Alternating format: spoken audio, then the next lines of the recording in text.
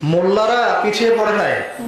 মোল্লার দৌড় মসজিদ পর্যন্ত না, এই মোল্লাদের দৌড় হবে বাইতুল মুকাদ্দাস পর্যন্ত। আজকে 20 বছরের যুদ্ধ বিধ্বস্ত যে দেশটা, তারা উঠে দাঁড়িয়েছে না যাকাত ভিত্তিক অর্থনীতির কারণে, হালাল অর্থনীতির কারণে।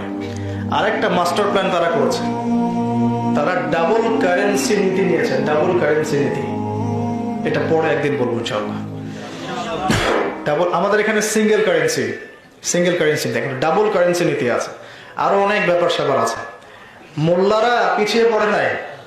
মোল্লার দৌড় মসজিদ পর্যন্ত না, এই মোল্লাদের দৌড় হবে বাইতুল মুকাদ্দাস পর্যন্ত ইনশাআল্লাহ। দেখে নিয়ে ওদেরও তো আবার আকীদা ঠিক নাই, তাই না ভাই?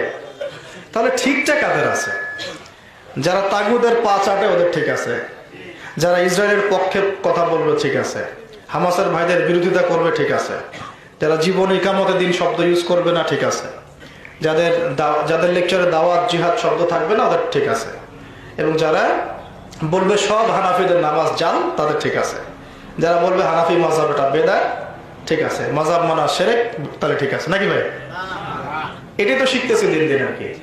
আল্লাহ পাক আমাদেরকে এই জাহেলিয়াত থেকে হেফাজত করে নেয়। আমি আশ্চর্য হই একটা